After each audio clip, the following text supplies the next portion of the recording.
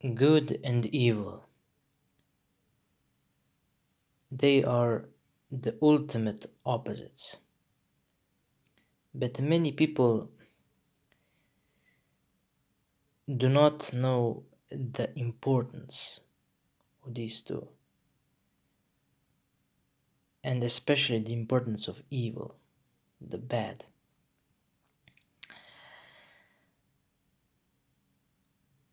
God created good and evil. He represents the state of oneness between good and evil. He is basically the binding force of the two. The two cannot exist without God.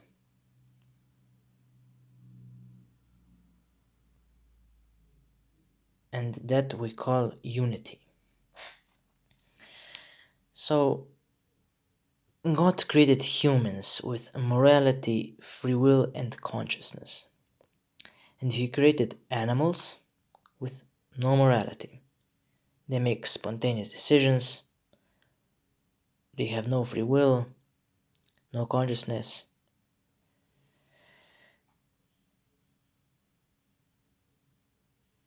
And evil is just as necessary as good, because without one, the other cannot exist, because they are opposites, and vice versa. And only humans know the difference, and God, of course.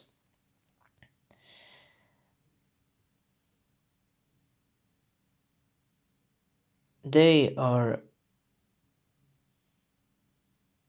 the world without evil would be a world where every action and thought would be considered good. And think about that for a second. Every action and thought would be good.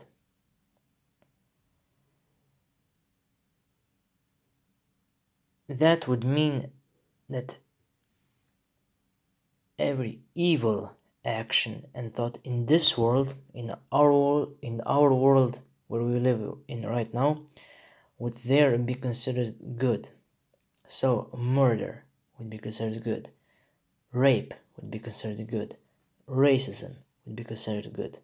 Every single action there would be considered as acceptable. And in our eyes, that would be evil. But how could good be evil? Now let's look at a world without good. There, every action and thought would be considered evil. In our eyes, that would be sort of like self-destruction. Everyone would live in fear because they would be scared of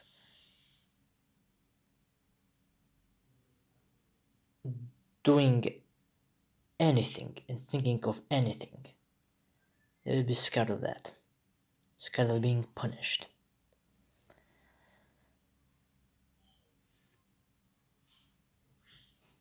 So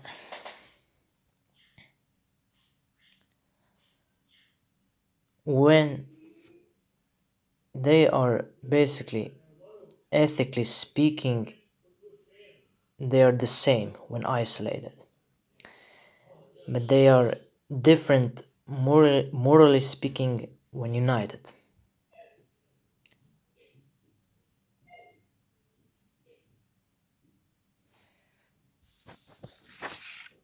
God created heaven and hell.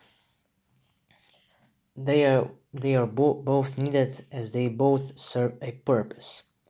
Heaven, of course, rewards good people, people who followed God's path,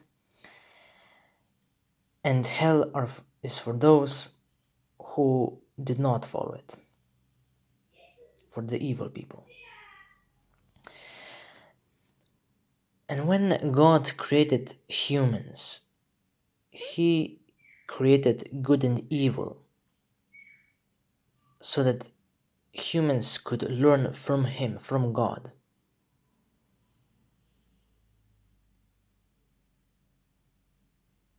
There, right then and there, the lines were drawn, which separates good actions from bad actions. But before humans, the universe was in a neutral state where there was no evil, no good. It was in a state of tranquility. But when God created humans,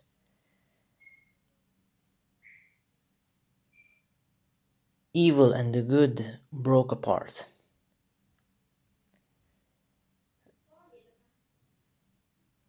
But God remained the tranquility. The, just the very existence of humans, because we have the free will, we have consciousness, we are aware of our actions, we know what is good and evil. Our very existence, our very creation broke the universe into evil and good. But God remained in a state of tranquility. We see this relation between good and evil in multiple philosophies and even religions. One is Taoism in China. The Taoists believe in the Tao, which is the path or the flow or the way of life. It's basically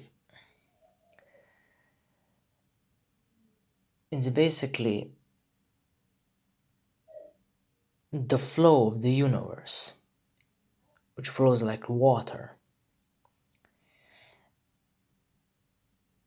And the Tao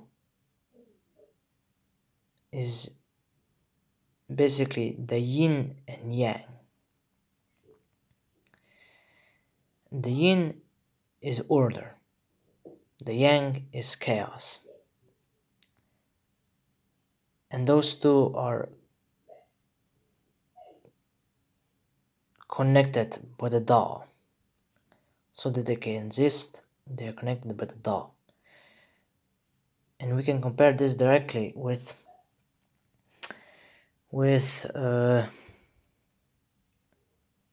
God, with the beliefs of Abrahamic religions, where the God is the Tao, the good is yin, which represents order, and evil is yang, which represents chaos. We also see something similar in Hinduism, where there are three patron gods or three main gods, basically a trinity of sorts. The God evil, God good and evil, and Tao yin yang, they're basically trinity as well. But in Hinduism we have the god Brahma, the creator, god Shiva, the destroyer, and god Vishnu, the preserver.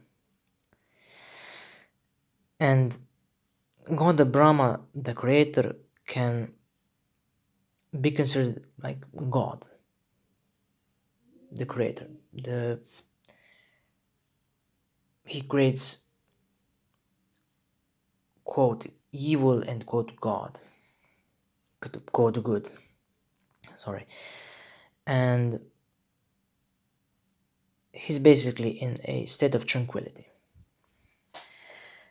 But God Shiva, the destroyer, you would think would be evil, because he is a destroyer. The destroying is not really considered a positive thing, but destruction could be both good and evil.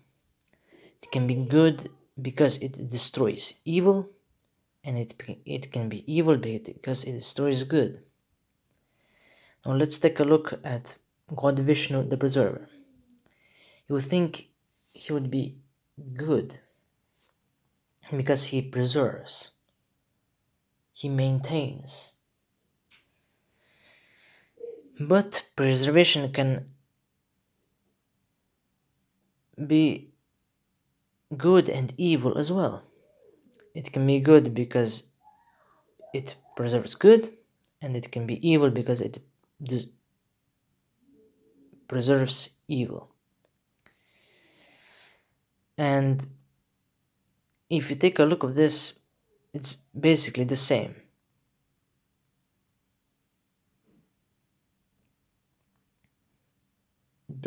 God Shiva the destroyer and God Vishnu the preserver are morally speaking, the same. So, without existence of evil, there cannot exist good, and vice versa. Thanks for watching.